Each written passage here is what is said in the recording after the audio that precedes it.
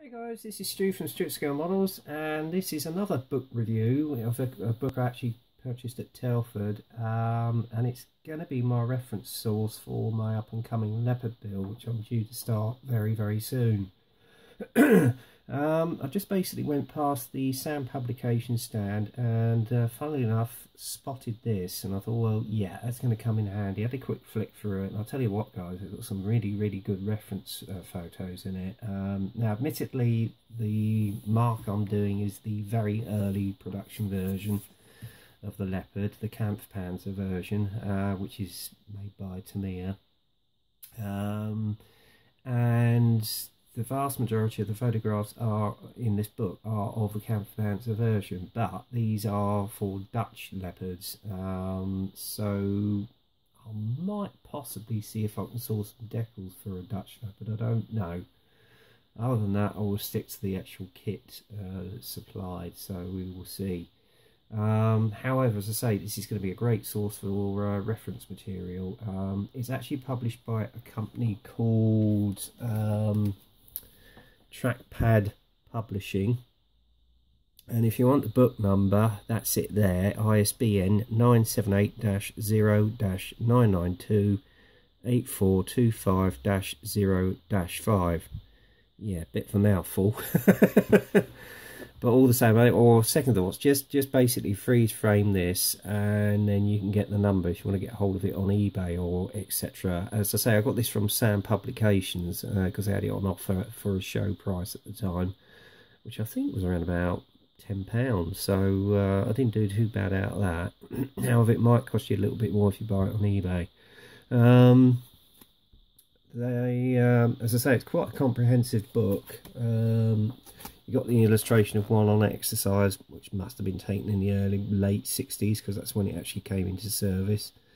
And there's also a comparison between this and the actual Chieftain of that time, which were the two frontline main battle tanks of both armies. It's written by Wilhelm Schmidt, who's quite an authority on armour. Okay. And we'll just open it up and have a look inside. I mean, the first one you've got there is of them on exercise going across a plain, obviously in Germany, or what was known as West Germany then, on exercises, so that could be a good basis for a diorama. So there you go. And if you look inside, you've got a few credits on the early development, Chieftain v Leopard, which I just mentioned, the area operations, firing the gun, organisation of the army, Leopard 1V, why improve, phasing out, and then just a glossary. And again, you've got a nice little bit of reference material here for a nice photograph of two early Kampfpanzer version Leopards, as you can see. Okay, so that's a good resource. As I say, the initial one is the introduction. Again, you've got some nice reference photos here of the old Leopard, especially in colour, which is going to come in handy. And I'm going to see if I can get hold of some of that netting. That might be coming in handy. Possibly Black Dog might do it. I'll have a look. Again, there's the initial early development, and I've got a feeling this is a photograph of the prototype, possibly, or the no, it's not. It's the Dutch one because you've got the Dutch flag there. Correction. Sorry about that. A little bit about the background towards its development, the Cold War, etc. As you can see there, you've got the Brandenburg Gate when it had the actual Iron Curtain wall up. It was taken in 1961, and then here you go, you've got the early development version of Dutch M47, taken in summer 1951. Okay, then another glossary. You've got Centurion Mark V of the 101st Tank Battalion.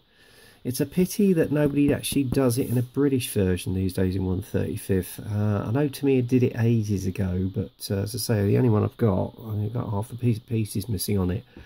So Tamiya, TACOM, if you've got an idea out there, get out a British Centurion for us, because that would be absolutely superb. I know we got the cow shot, etc., but please guys, do a British version, will you? Anyway, here you go. There is an illustration of M47 Patton tanks, the Federal Republic of Germany going through the Bundeswehr. Okay. Nice side view of the initial Leopard prototype with a Porsche turret, as you can see up here. Okay. So that's the early chapter, and then you've got the comparison between the Chieftain and the Leopard here. Again, nice resource photographs, particularly of the mud on the actual vehicle. Okay, and that's of the Squadron 41 Tank Battalion engaged in March Exercise 1982. So obviously kept them going then. And here's the initial prototype, the MBT-70, which apparently was a quantum leap in armour design for the Royal Dutch Army. But I don't think it ever saw the light of day, sadly. But there you go. Again, you've got some nice shots of the interior here, which you can see. So that's a good reference photos for wear and tear, as it were, if you want to do a full interior. Again, another one. You've got a photograph of the Leopard 1 against the Chieftain, which you can see there, taken in 1968. This was just a testing at Vlasakas, 1968. Okay. So obviously we're thinking about buying Chieftains, so that was an interesting sort of thing I didn't know. And then obviously in 1968 you had the invasion of Czechoslovakia with the old T-62s and T-64s.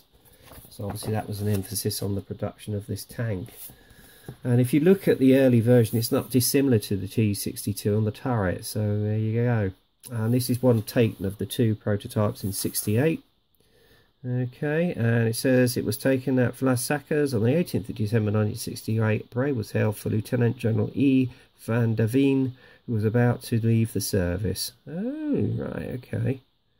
It says the drive past was the first official and public acquaintance with the Leopard in the Netherlands. These are actually German Leopards loaned from the factory for the occasion. Ah, interesting. And then you obviously got the first delivery of the Leopard to the Dutch Army on the 2nd of October 1969, as you can see here with the reveal. And there's a battalion taken in 1971, a 41 Tank Battalion.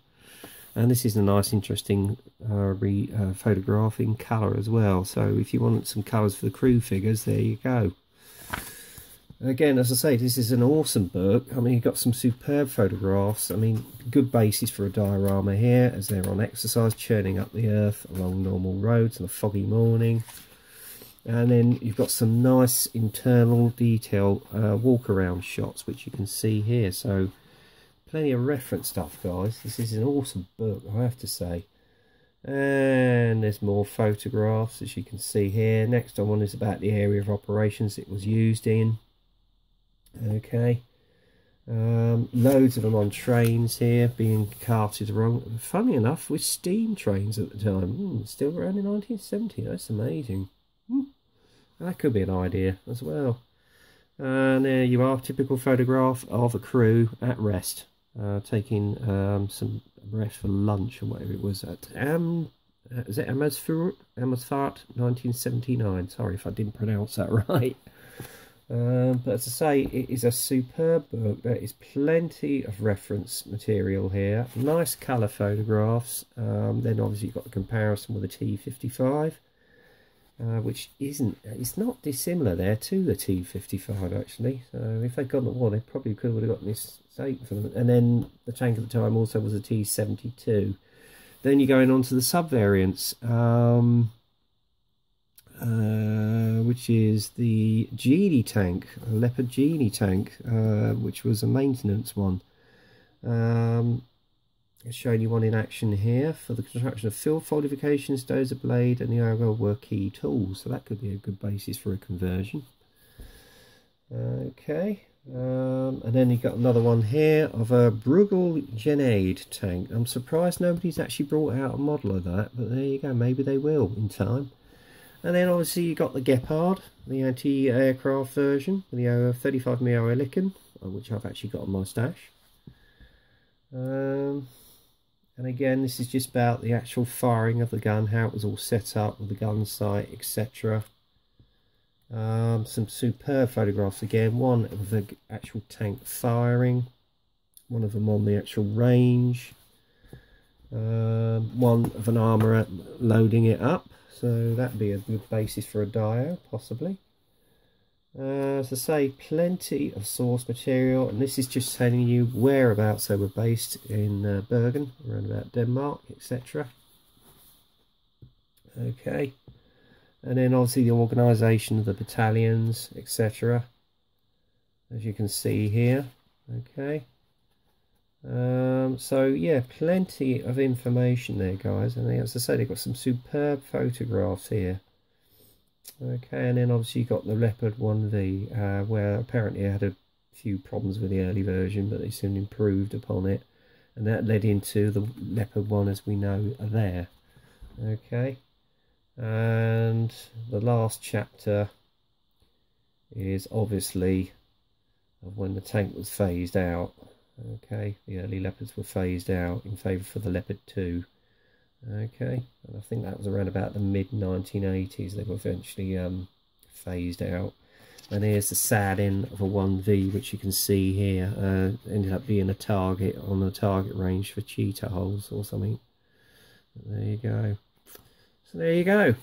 Very comprehensive book, and then you've obviously got a glossary of all the technical information, which you can see here as well.